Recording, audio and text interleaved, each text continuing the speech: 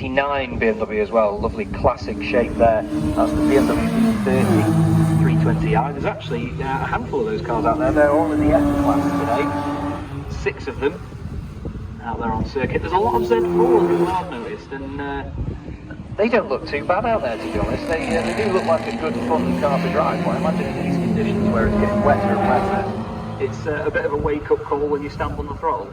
Yeah, it's absolutely chucking it down over here. The rain is making its way into my commentary box. Yeah, these Z4s, I mean, they're one of my favourite GT3 cars. They sound absolutely menacing, they look menacing. Yeah, so it's odd to see them in their sort of road-going form. But yeah, no, they're looking good round the circuit, certainly around here. A bit of a sideways mode in there for that one. Who's this coming through now? The number 64 car going quite... Oh, that's got the cross on the back, so number 64 there of Patrick Carr, just practising in the wet. Yeah, he looked a bit tentative in the practice session that they had earlier on, but he's cracking on at the moment in his Z4. Of course, these are the earliest shape of the Z4, and then the second iteration was the one that was made into a GT3 car. And I totally agree with you. I mean, I've always said it from, I come from the esports racing background, and a lot of these sims out there have the BMW Z4 GT3 on them. And in terms of road car to race car difference in how it looks and sounds and just how it is, I think the Z4 is the perfect example of how you can take a normal car and turn it into a real brutal racing car. Because, like you said, Duncan, not only do they look good, they sound incredible as well, as most of the cars out there do. There's a big mix of noises, isn't there, coming from this field? Yeah, it's quite nice. I do like these sort of cars that are a bit like all-colours racing. The car going by now, 73 Neil Harris, is the old Ford Fiesta Mark IV.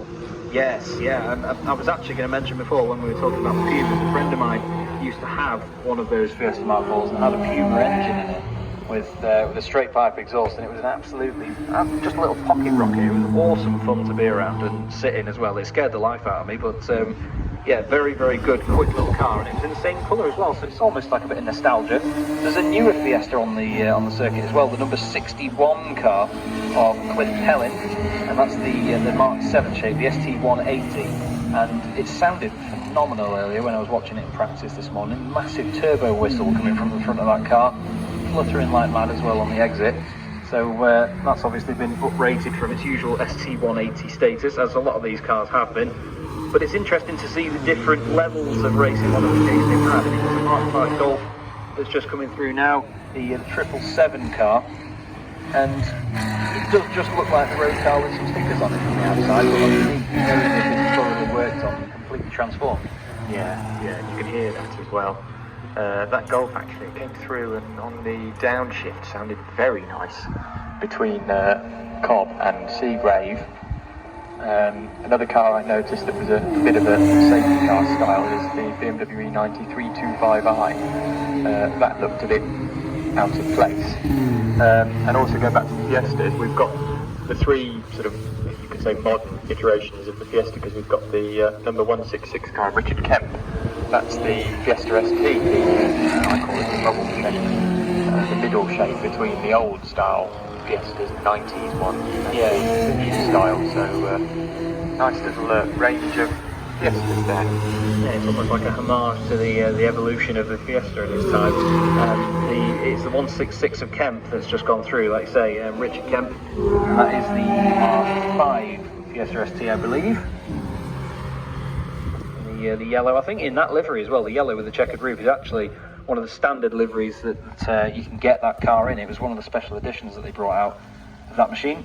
There's also a lovely Clio on circuit. Now, I must admit, while I do take the mick out of French cars and falling apart quite a lot, I am quite a fan of the Renault Clio. That's Jason Genis, or Genis, I should say, the Renault Clio 197, and it's one of the older cup shapes, and it's got slightly wider arches on it, little wings on the back as well. It looks like a proper track day car, and that's effectively what a lot of these Clios are. I mean, even going back to the old 170s and 180s, I know a lot of people that still buy them as track day cars, put a cage in them, take the seats out, and it's a real contender on track days in terms of good times. And speaking of, we've got Waite just coming out the final corner now, really going for it. He's the one to watch at the moment, fastest time of the day so far. He does